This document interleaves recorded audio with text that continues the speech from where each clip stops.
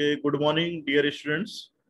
Today I will discuss about the human comforts factor affecting human comfort, effective temperature, and the human comfort chart. So this is the today lecture topic and the part of the unit 4. The subject name is the refrigeration air conditioning and the semester is 8. This is the outline of the today lecture. What is the comfort air conditioning? What are the factor affecting human comfort? What are the thermodynamics of the human body? What is the effective temperature? And what is the human comfort chart? These are the outline of the today lecture. So what is the meaning of comfort air conditioning? This is the main significance of comfort air conditioning. So because of the every person, every human body needs the comfort air conditioning. So this class of air conditioning is meant to ensure human comfort in the space. जहाँ पे भी human है उसको comfort चाहिए है, जिस भी space में वो है वहाँ पे उसको ह्यूमन कंफर्ट चाहिए, उसके लिए ये सब बात हो रही है.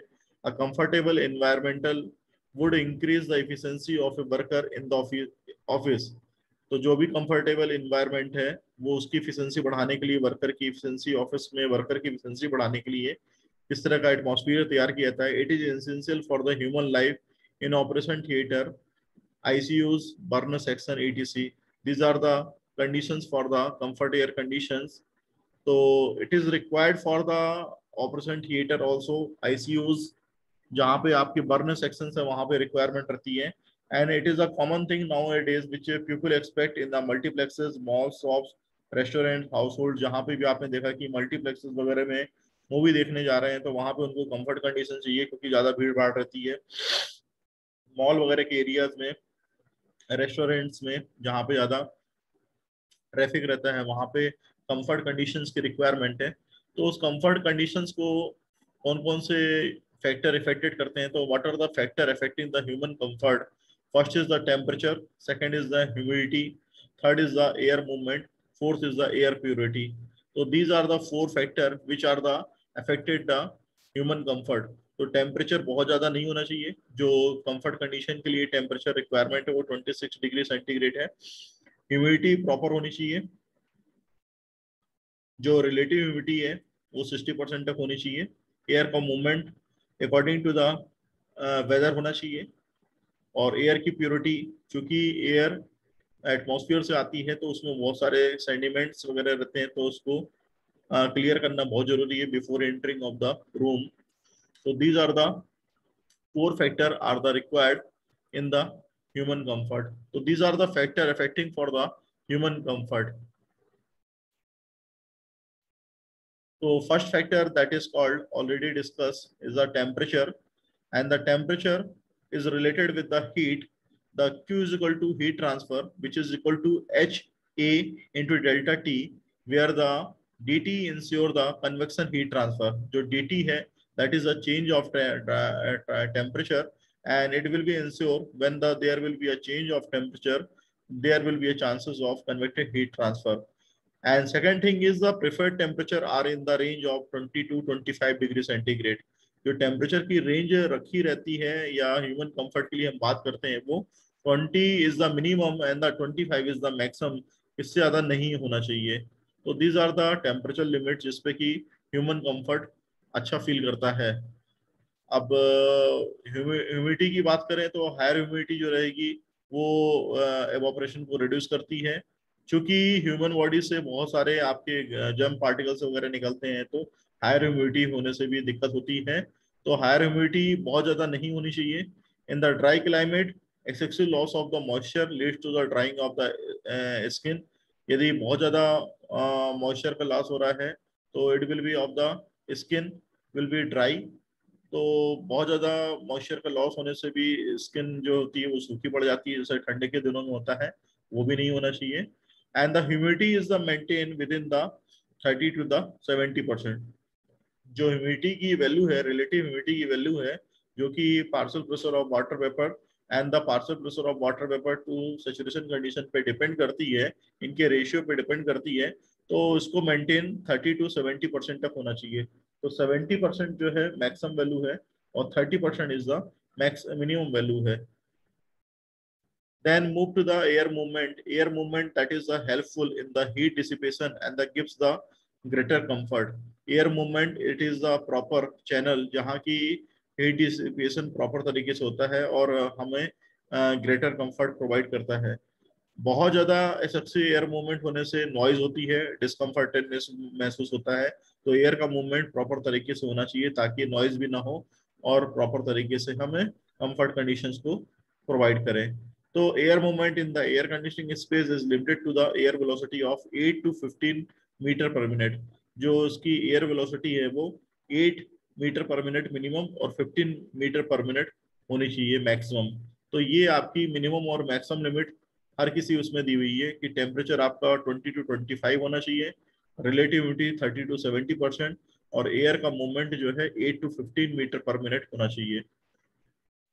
देन एयर प्योरिटी की यदि बात करेंगे तो एटमॉस्फेरिक एयर में बहुत सारी इम्प्योरिटीज रहती है, already discuss in it, ranging from the large impurities like the dust, pollen particles to microorganism like bacteria and the virus. These are the impurities which are regularly coming in the atmospheric air. In some cases odor gas gas equal discomfort. बहुत सारी gases जो रहती हैं जो बदबू वाली रहती हैं या जिसमें कि बहुत दिक्कतें होती हैं सांस लेने में, वो गैसेस भी ह्यूमन को डिस्कम्फर्ट बनाती हैं.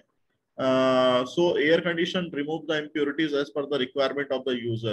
So as per the requirement of user या जो ह्यूमन बॉडी के लिए रिक्वायरमेंट है उसके हिसाब से इन इम्प्योरिटीज को रिमूव होना चाहिए. Thus it can be said that the entire procedure of the air conditioning involve. तो हम बोल सकते हैं कि टेम्परेचर को कंट्रोलिंग होनी चाहिए, कंट्रोलिंग ऑफ द ह्यूमिडिटी होनी चाहिए, controlling of the air movement होना चाहिए और एयर का प्योरिफिकेशन होना चाहिए. These are the simply requirement for the human comfort. अब यदि बात करेंगे कि थर्मोडायनेमिक्स ऑफ ह्यूमन बॉडी, एक ह्यूमन बॉडी के लिए थर्मोडायनेमिक्स किस तरीके से वर्क करता है. अभी तक हम थर्मोडायनेमिक्स पढ़ा करते थे गाड़ियों के लिए, पावर प्लांट के लिए और कुछ उसके एप्लीकेशंस के लिए. जैसे आपका ऑटोमोबाइल में भी थर्मोडायनेमिक्स का फंडामेंटल इस्तेमाल होता है, आईसी इंजन में भी इस्तेमाल होता है, फ्लूइड मैकेनिक्स में भी हम उसको कहीं ना कहीं किसी न किसी रूप में इस्तेमाल करते हैं, हीट एंड मास ट्रांसफर में भी इस्तेमाल करते हैं. लेकिन कई बार थर्मोडायनेमिक्स हमारी ह्यूमन बॉडी में भी लगता है.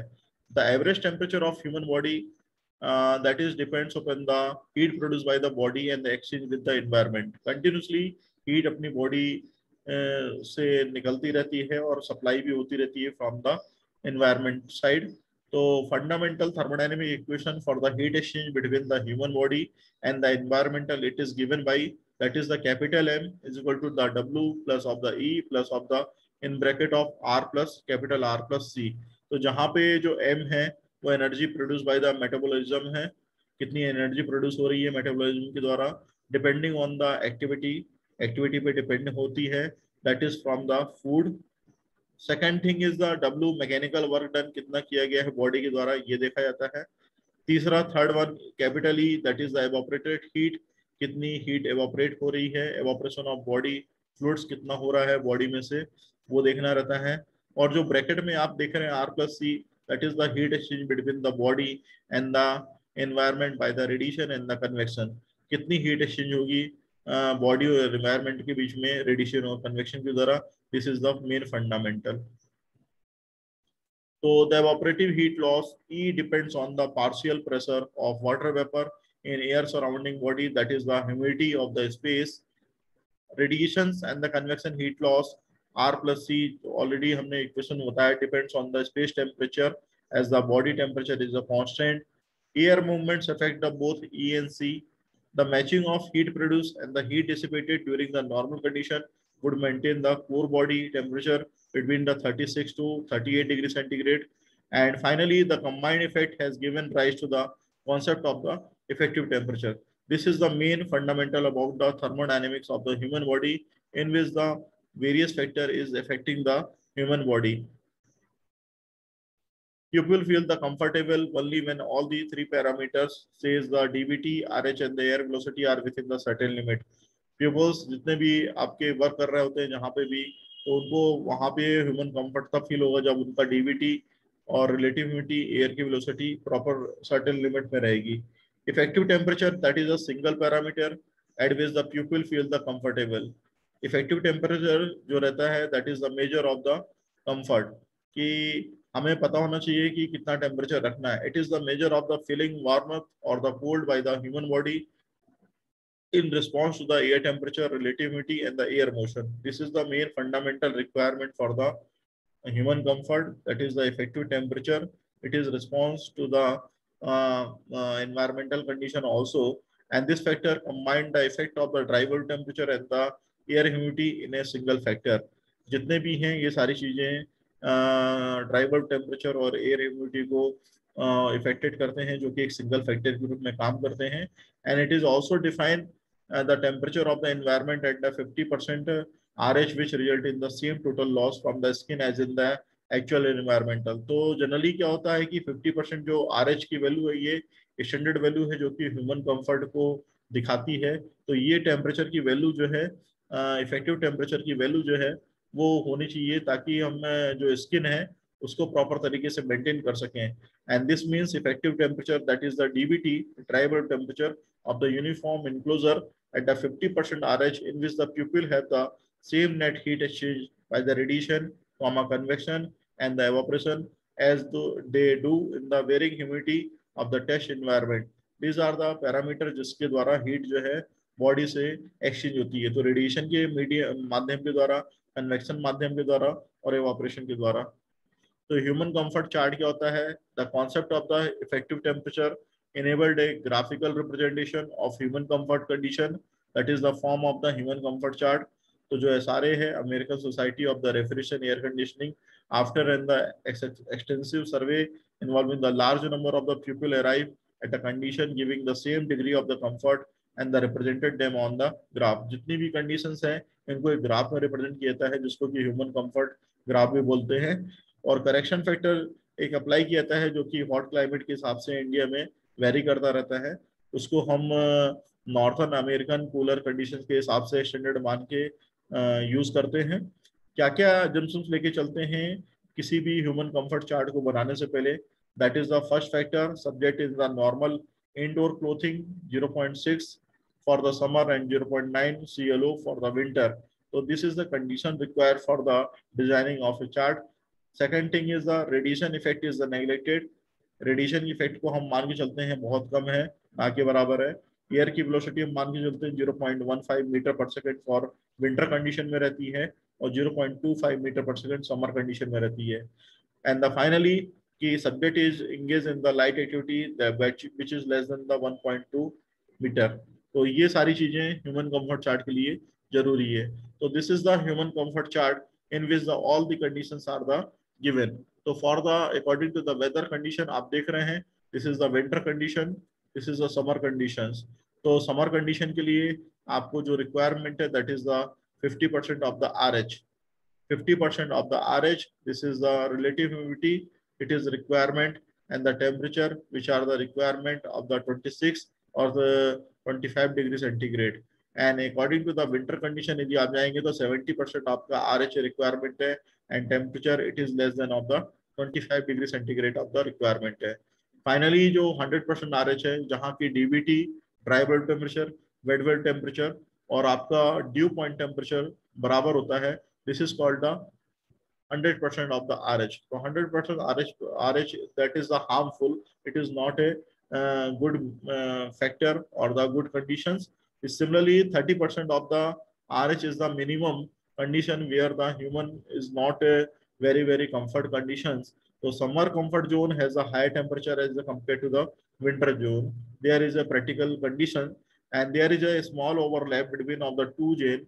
यहाँ पे आप देख रहे हैं कि बहुत कम ओवरलैपिंग हो रही है, ज्यादा आप देख नहीं पा रहे इसमें कि बहुत ओवरलैपिंग है. तो this is the chart is denoting between of the dry bulb temperature, humidity ratio जो कि आपके ग्राम पर केजी में है, and left hand side of the denoting the due point temperature also it is in degree centigrade. And this chart is allow engineer to choose or suggest to use most economical room condition कि हमें कितनी चाहिए है comfort condition के हिसाब से वो चीजें हम यहाँ पे कर सकते हैं. तो this is the fundamental about the human comfort chart and this is the finally